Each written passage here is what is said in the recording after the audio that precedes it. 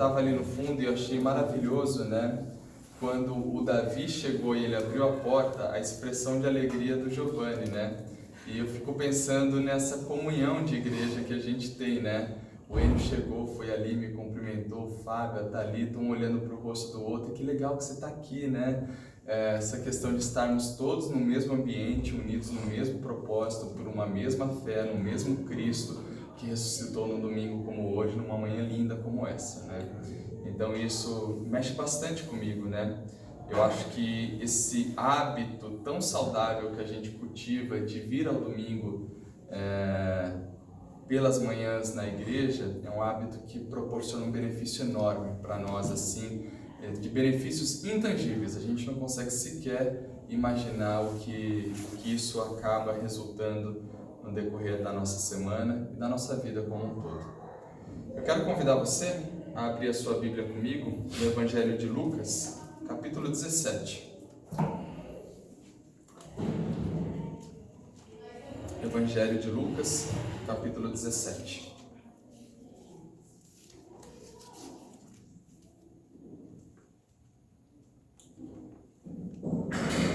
Eu saindo daqui também, vou correndo para a escola do Pedrinho, ver se eu consigo chegar a tempo para pegar a dança dele, né? Ele falou: pai, eu vou dançar sozinho, eu não tenho um par para dançar comigo, né? Tava todo cheio de vergonha, né? Já tá uniformizado já. Já tô aqui já no xadrez, né? Tem que sair direto, né? Vamos lá, Lucas capítulo 17, versículos 1 a 6. Deixa eu colocar meu celular aqui no silencioso, né? Para não correr o risco dele tocar aqui no decorrer da mensagem. Eu lembro de uma vez que eu estava em um culto, né? E o celular do pastor que estava pregando começou a tocar. E começou a tocar alto, né? E ele deu assim pro diácono que estava do lado, falou: atende aí. E falou assim: deve ser o inimigo, para me ligar nessa hora, sabe que eu estou pregando, né? Aí daqui a pouco veio o diácono, puxou assim o paletó dele, né? Falou: pastor, é sua esposa. Aí ele falou: mas ela sabe que eu estou pregando, não era o inimigo, né? Era a esposa do pastor. Tinha algum assunto para tratar com ele. Vamos lá. Lucas 17, a partir do versículo 1, diz assim: Jesus disse aos seus discípulos: é inevitável que aconteçam coisas que levem o povo a tropeçar, mas ai da pessoa por meio de quem elas acontecem. Seria melhor que ela fosse lançada no mar com uma pedra de moinho amarrada no pescoço do que levar um desses pequeninos a pecar. Tomem cuidado. Se o seu irmão pecar, repreenda-o, e se ele se arrepender, perdoe-lhe. Se pecar contra você 7 vezes no dia, e 7 vezes voltar a você e disser: estou arrependido, perdoe-lhe. Os apóstolos disseram ao Senhor: aumenta a nossa fé. Ele respondeu: se vocês tiverem fé do tamanho de uma semente de mostarda, poderão dizer a esta amoreira: arranque-se e plante-se no mar, e ela lhes obedecerá. É um trecho curto, vamos ler novamente a partir do versículo 1, para a gente fixar bem essas palavras. Jesus disse aos seus discípulos: é inevitável que aconteçam coisas que levem o povo a tropeçar, mas ai da pessoa por meio de quem elas acontecem. Seria melhor que ela fosse lançada no mar com uma pedra de moinho amarrada no pescoço do que levar um desses pequeninos a pecar. Tomem cuidado. Se o seu irmão pecar, repreenda-o, e se ele se arrepender, perdoe-lhe. Se pecar contra você 7 vezes no dia e 7 vezes voltar e disser: estou arrependido, perdoe-lhe. Os apóstolos disseram ao Senhor: aumenta a nossa fé. Ele respondeu: se vocês tiverem fé do tamanho de uma semente de mostarda, poderão dizer a esta amoreira: arranque-se e plante-se no mar, e ela lhes obedecerá. Vamos orar? Senhor, nós te louvamos e te bendizemos porque dia após dia, semana após semana, mês após mês, geração após geração, o Senhor tem sido o nosso Deus bom, o nosso Deus presente, o nosso Deus conosco, o nosso Deus que tem olhado e cuidado de cada um de nós e que tem tratado as particularidades que dizem respeito à vida de cada um de nós. Nós te agradecemos porque numa manhã tão linda como essa, nós temos o privilégio de cultuar a Ti, juntos aqui reunidos como igreja, como família, como corpo do Senhor, e queremos unir a nossa fé nesse momento com avidez, pedindo que o Senhor fale conosco, através da Tua mensagem, porque o Senhor já tem falado conosco através da abertura desse culto, já tem falado conosco através dos louvores que foram entoados, através das crianças que também oraram e estão agora tendo a sua aulinha. Agora nós pedimos, Senhor, fala conosco através da Tua palavra. Em o nome do Senhor Jesus. Amém e amém. Bom, nessa semana nós divulgamos o tema dessa mensagem, que é menos é mais. Menos é mais. E eu fiquei pensando um pouco nesse tema e também nesse trecho bíblico. Esse trecho bíblico aqui ele é bem interessante porque há muitos anos atrás, eu diria talvez, com certeza, há mais uns 10, 12 anos atrás, essa mensagem de alguma forma ela esbarrou no meu coração, mas eu não me debrucei sobre ela com a intensidade de como eu fiz no decorrer dessa semana. Mas eu estou lendo um livro que abordou exatamente o mesmo tema de que há uma década atrás resvalou no meu coração. Eu falei, então isso me tocou, eu quero de alguma maneira transmitir também àqueles meus irmãos que comigo congregam, né? E lendo essa passagem, entendendo esse texto, eu gostaria de falar sobre isso, de que menos é mais. Lá em casa, nós gostamos muito de assistir aquele programa MasterChef, que passa inclusive hoje, domingo, às 8 horas, fazendo propaganda aqui na Rede Bandeirantes de televisão. A gente gosta muito de assistir esse programa, né? E é legal por alguns motivos, né? O primeiro motivo é que hoje a gente tenta se preparar toda a família, né, para que às 8 horas da noite a gente esteja pronto para a gente assistir junto. É um momento que a gente passa ali assistindo um programa junto, em família. E a gente já tem até algumas observações que a gente faz sobre esse programa. Por exemplo, a gente não pode assistir ele de barriga vazia, porque mostra um monte de comida gostosa, todo mundo cozinhando. Se você assiste de barriga vazia, te dá vontade de você sair dali e comer um boi, assim, um negócio te dá uma fome enorme, né? Então a gente come o nosso lanchinho e vamos assistir MasterChef, né? Mas o que eu acho interessante nesse programa é que lá é um programa de competição de pratos culinários, né? E tem tanto de amadores como de profissionais, mas que alguns cozinheiros, por vezes, querendo demonstrar para os jurados o seu melhor prato, a melhor maneira que eles têm de cozinhar na arte da culinária, eles acabam por exagerar a mão no tempero. Colocam muito tempero, às vezes colocam muito sal, muito tempero. E tem um dos jurados que chama o Fogaça, né? E eu acho muito interessante que às vezes ele experimenta a comida, olha para a pessoa assim e fala, olha, menos é mais, viu? Menos é mais. Ou seja, quando você acaba exagerando, você perde o sabor genuíno do próprio prato que você está construindo. E você acaba indo para um outro extremo que já não é aquilo que você tinha idealizado. E ele fala, menos é mais, viu? Menos é mais. E também pensando nisso, eu me recordei que na minha infância e adolescência, e até hoje, eu apreciava e aprecio muito as músicas e cantigas de roda de capoeira, do jogo, da dança de capoeira, né? E eu me lembrei de uma das músicas que eu escutava na época, que ela dizia mais ou menos assim, olha, o mundo de Deus é grande, o mundo de Deus é grande, eu caibo numa mão fechada. Aí ele diz: o pouco com Deus é muito, o muito sem Deus é nada. O pouco com Deus é muito, o muito sem Deus é nada. Menos é mais, o pouco com Deus é muito, o muito sem Deus é nada. Essa passagem que nós lemos aqui, ela está falando sobre fé. E é interessante que fé é um tema comum a todos nós que estamos aqui. E eu diria comum a todos que se dizem seres humanos, e até mesmo aqueles que se dizem ateus e ateias e que dizem não nutrir nenhuma fé. Fé é um tema comum a todos.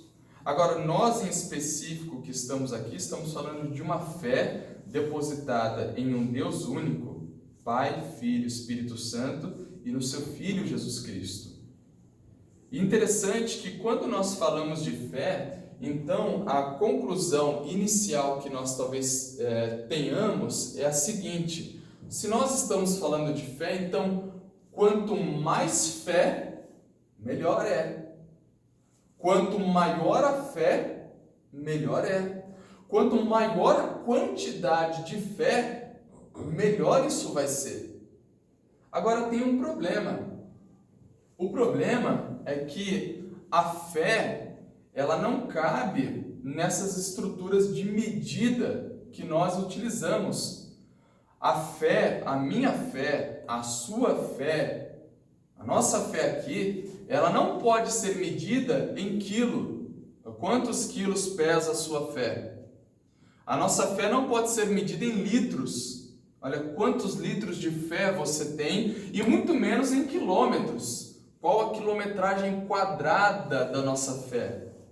Quando a gente fala de fé, a gente não está falando de uma quantidade de medida que caiba nessas estruturas. Quando nós estamos falando de fé, nós não estamos falando então de quantidade, nós estamos falando de qualidade. Uma fé que possui uma qualidade que é expressa num único Deus, num único Senhor, num único Salvador, no nosso Senhor Jesus Cristo. Então nós não falamos de quantidade, nós falamos de qualidade quando nós mencionamos a nossa fé. Nesse texto, Jesus está falando assim que é inevitável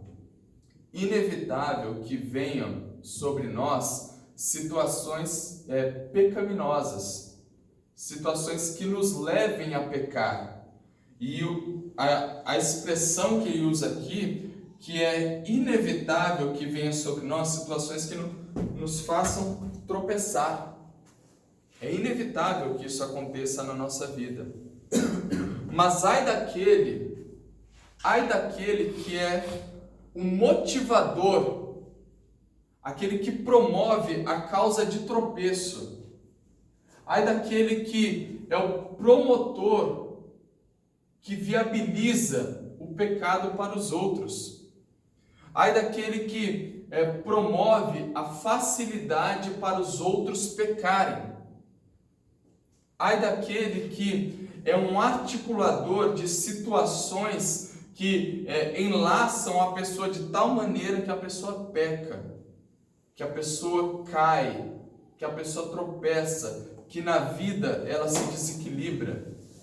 É desse tipo de pessoa que Jesus está se referindo ao dizer assim: ai daquele que é esse motivador de motivos de tropeço para a vida de alguém. Ainda mais quando esse motivo de tropeço ele vem pelas vias da religião, pelas vias da fé, onde pessoas se utilizam de artifícios N para manipular a fé dos outros e acabam por fazê-lo tropeçar, acabam por fazê-lo cair, acabam por fazê-lo se desequilibrar na vida. Ai desse tipo de pessoa, é a pessoa a quem Jesus adverte nessa passagem. E assim como em diversas outras passagens da Bíblia e passagens que dizem respeito a Jesus, ele vai se aproximando até nos tocar, até me tocar e até te tocar nessa passagem. Ele diz assim: é inevitável que situações de pecado aconteçam. É inevitável que situações de pecado aconteçam, mas ai daqueles que motivam e que fomentam essa causa de tropeço na vida das pessoas. Então é como se fosse algo externo. Aí ele se aproxima um pouco mais. Ele diz assim: se o seu irmão pecar, olha, já não está externo, agora já é meu irmão. Se o seu irmão pecar, você vai e repreende-o. E se ele se arrepender, você perdoe. Perdoe o seu irmão. E aí ele está dizendo algo assim, olha, se ele pecar, seja contra você ou contra qualquer outro, você vai e repreende o seu irmão. E essa palavra repreensão aqui não é ir e dar uma bronca, dar uma pisa, dar uma cintada no irmão. Não. Essa palavra repreender aqui vai e diz ao seu irmão a verdade em amor, procurando corrigir, procurando trazer à vida dele um esclarecimento sobre aquilo que ele está fazendo. E se nesse processo de esclarecimento ele se arrepender, você perdoa ele. A nossa tarefa é perdoar e não condenar a pessoa. E aí se aproxima um pouco mais de nós.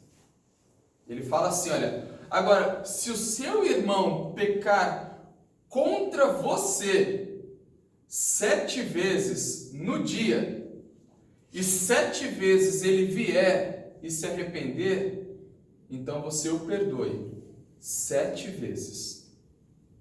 Então você sai de uma situação de pecado amplo e geral, que todos nós estamos sujeitos. Aí você vem para o pecado de alguém que você conhece, porque essa pessoa é seu irmão. E agora você vem para um pecado que está sendo feito contra você. E que se essa pessoa se arrepender 7 vezes, então você tem um movimento de perdão 7 vezes em direção a ela. Isso é muito interessante e é profundo, sabe por quê? Essa relação de alguém que está pecando contra mim, ela só fica evidente e ela só pode promover cura naquele que peca se eu, que estou sofrendo o pecado do outro, não retrucar. Se eu não pagar com a mesma moeda. Sabe por quê? Se alguém peca contra mim e eu retruco, ou eu pago na mesma moeda, as chances de arrependimento daquela pessoa, de correção e de que essa pessoa volte a acertar na vida, elas são reduzidas. Essa pessoa poderá inclusive dizer assim, olha, bem feito, mereceu mesmo, era isso que merecia. Eu fui, fiz, ele veio e pagou na mesma moeda. Esse é o tipo de gente com quem eu lido. Então, o que está sendo dito aqui é de uma profundidade tamanha, que os discípulos olham para Jesus e dizem assim, olha, diante disso, aumenta a nossa fé.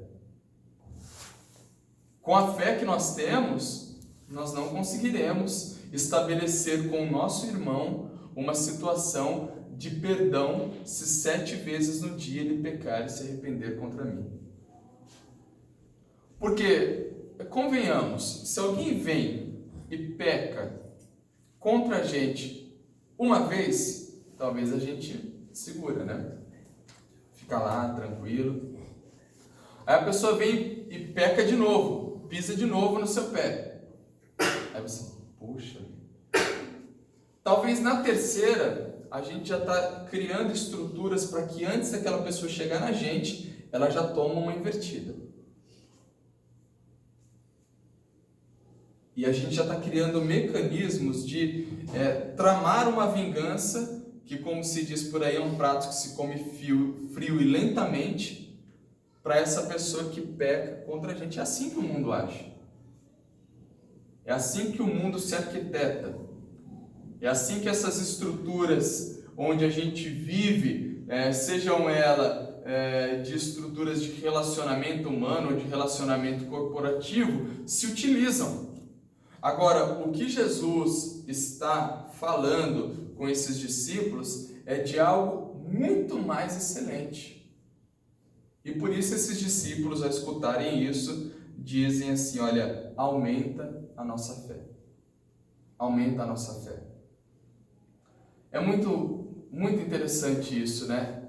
Jesus, o pedido dos discípulos para aumenta a nossa fé, o pedido dos discípulos dizendo assim para Jesus, aumenta a nossa fé, ele se dá num contexto em que Jesus está falando sobre perdão. Jesus não está curando enfermos, Jesus não está expelindo demônios, Jesus não está multiplicando pães, Jesus não está andando sobre as águas, Jesus não está operando milagres extraordinários, Jesus não está fazendo nada disso. Jesus está falando sobre o perdão, quando eles falam assim, olha, isso nos leva a um outro nível, aumenta a nossa fé, aumenta a nossa fé, nós precisamos de fé para exercer isso que você está falando. Talvez a essa altura, os discípulos eles já pensassem assim, olha, se a gente quiser andar sobre as águas, se a gente quiser multiplicar pães, se a gente quiser expelir demônios, se a gente quiser curar enfermos, talvez eles já pensassem assim, olha, para fazer tudo isso, a gente precisa orar muito, a gente precisa ler muito a Bíblia, a gente precisa jejuar muito. Talvez a essa altura eles já pensassem isso. E aqui também tem um erro básico, mas que diz respeito até a uma tentação humana nossa, né? A gente acha que por orar muito, ou por ler muito a Bíblia, ou por jejuar muito, ou por passar muito tempo a sós com Deus, a gente tem todas essas práticas como forma de obter algo de Deus, quando na verdade não.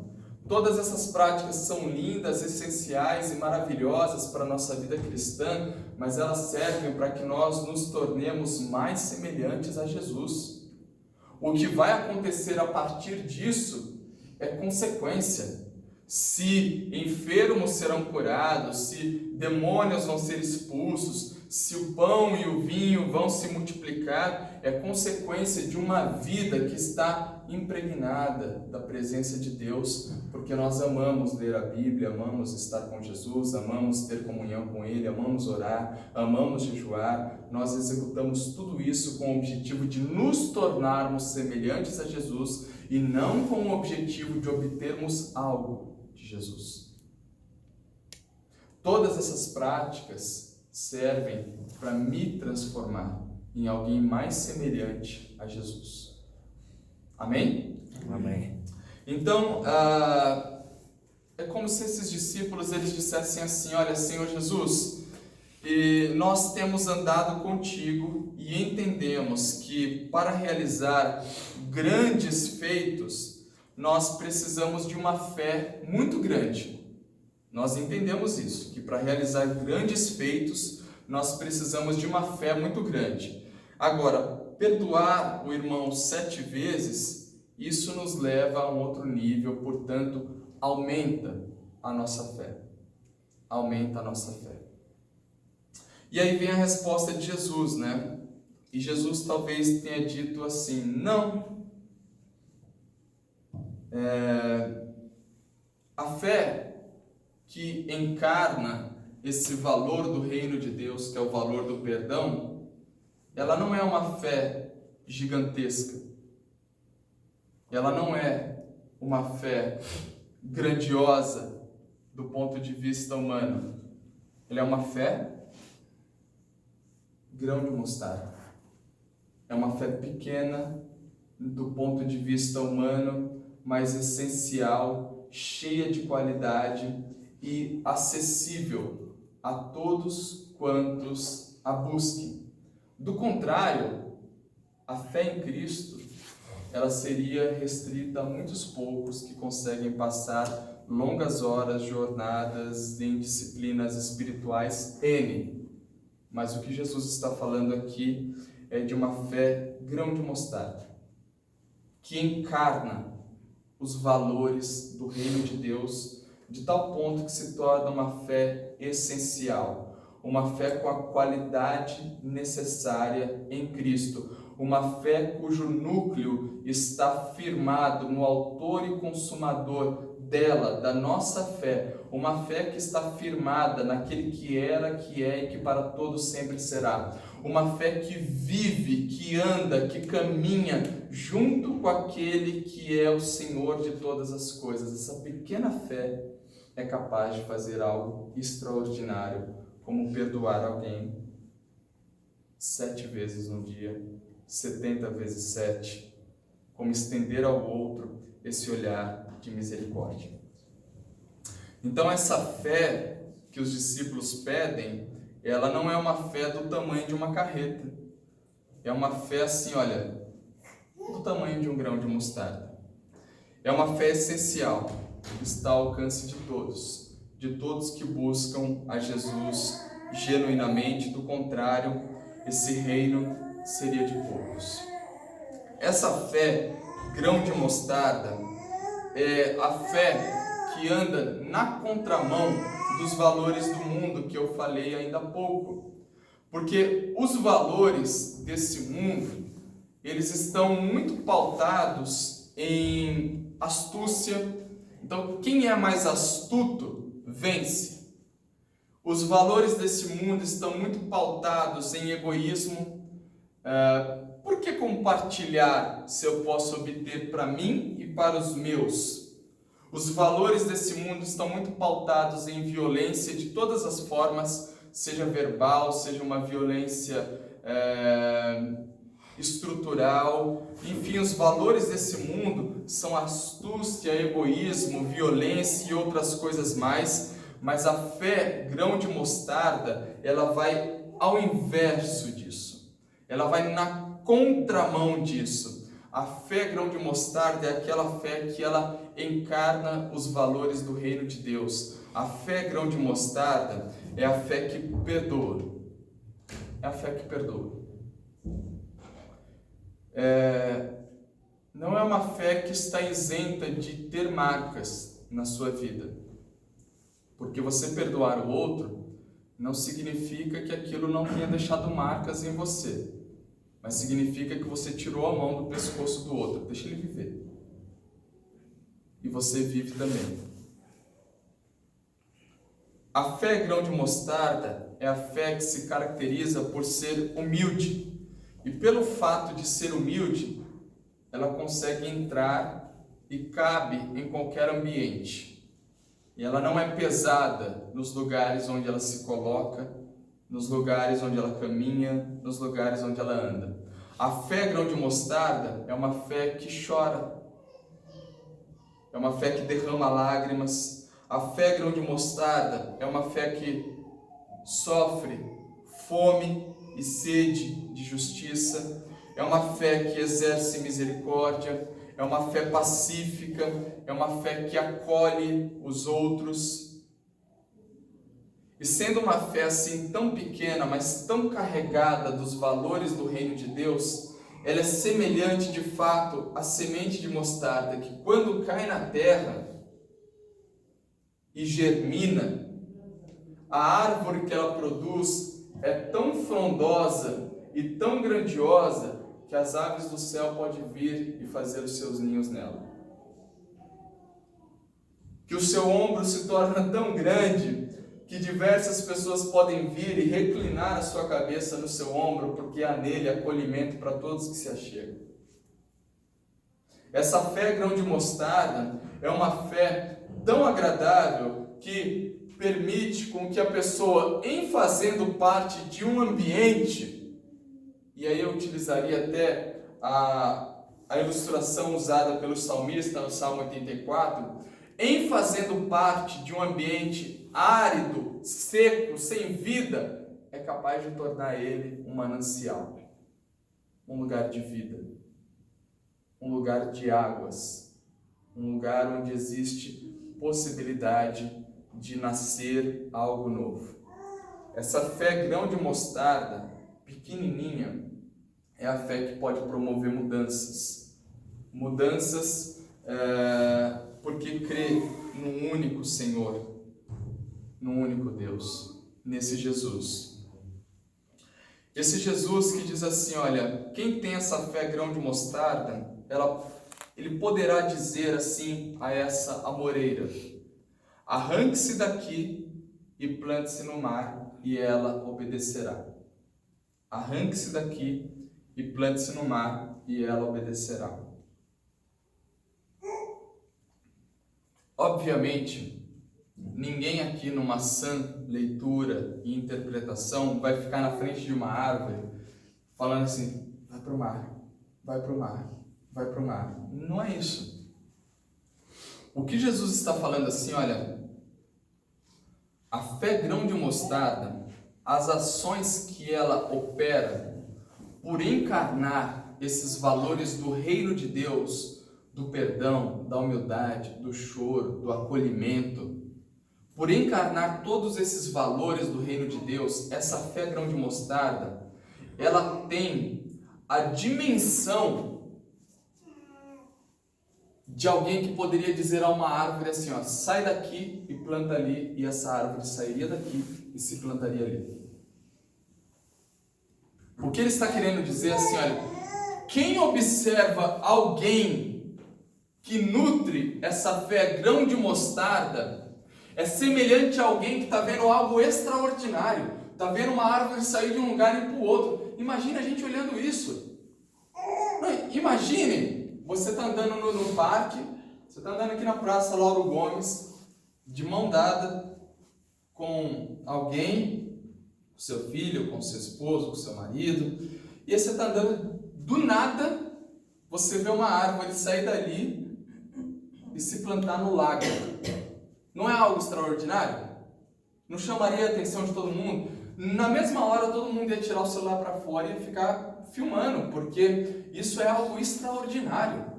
Não é algo que se vê comumente. Isso não acontece a todo momento. E o que Jesus está querendo dizer, olha, quem tem essa fé grão de mostarda, que nutre e que encarna esses valores do reino de Deus, é semelhante àquele que observa uma árvore saindo de um lugar e plantando no outro. É um feito extraordinário. Portanto, não queiram ter uma fé gigantesca, mas tenham uma fé pequena, pautada nos valores do reino de Deus, que vive e crê naquilo que está escrito acerca do reino, dos seus valores e da sua justiça, que busca primeiro esse reino e a sua justiça, na certeza, em fé, de que todo o restante nos será acrescentado. Não teremos falta. Amém? Então Jesus, ele utiliza essa hipérbole para demonstrar, olha, quem nutre uma fé grão de mostarda é semelhante, está demonstrando para o mundo assim um quadro grandioso. Embora o tipo utilizado para essa fé é algo muito pequeno, mas quem vive os valores do reino de Deus está demonstrando para o mundo algo formidável. A fé grão de mostarda, ela é uma fé contagiante. A gente acha que fé contagiante É aquela fé que a gente vê na televisão, de uma pessoa que abruptamente, às vezes suspeitamente, ela tem ali indícios de uma transformação extraordinária no piscar de olhos. A gente acha que a fé contagiante é essa. Não. A fé contagiante é a fé pequena, chamada grão de mostarda, que é vivenciada por essa pessoa que nutre esses valores. Porque quem não gosta de estar perto de uma pessoa assim? Quem não se sente contagiado de estar perto de uma pessoa que vive os valores do reino de Deus? De alguém humilde, de alguém que tem uma palavra de consolo, de alguém que ri, que se alegra, de alguém que chora contigo. Quem não gosta de estar perto de alguém assim? Que são pessoas assim que a gente fala, olha, tem um coração que não cabe nela. A gente poderia dizer, são pessoas assim que têm uma fé do tamanho de grão de mostarda. A gente quer estar perto de pessoas assim. A fé grão de mostarda é uma fé que sabe que menos com Deus é mais. Menos com Deus é mais. A fé grão de mostarda, ela cabe em um mas. Ela cabe assim em um mas, né? Mais ou menos da seguinte forma. A fé grão de mostarda é aquela que diz assim, olha, tudo está dando errado na minha vida. Tudo tem vindo contra mim. Todas as coisas estão militando contra mim e contra os meus. Mas eu tenho um Deus que está acima de toda e qualquer dificuldade. A fé grão de mostarda é aquela que, cabendo nesse mas, diz assim, olha, a minha vida financeira, familiar, profissional, está uma tragédia, está horrível, ela está toda um homenzinho torto que morava numa casa torta, mas eu tenho um Deus que pode trazer o sol de novo para brilhar aqui. É a fé que cabe nesse mais. É a fé que nutre a confiança necessária, e eu fecho aqui com o salmo lido pelo Giovanni, o Salmo 56, que diz que venha o medo, que venha o medo e ele virá, mas a confiança permanece. É uma confiança firme em nosso Deus, e apta a dizer para toda e qualquer situação, mas o meu Redentor vive, mas o meu Senhor está vivo, mas o meu Deus pode entrar com providência, mas o meu Deus pode curar, mas o meu Deus pode abrir porta, mas o meu Deus pode operar no impossível, mas o meu Deus pode me fazer superar, mas o meu Deus pode colocar pão na mesa, mas o meu Deus pode libertar, curar, trazer, mas o meu Deus é o Deus do impossível, é o Deus do mais. É o Deus do mais. A nossa confiança está nele. E a fé que nós devemos nutrir, não nos preocupemos em ter essa fé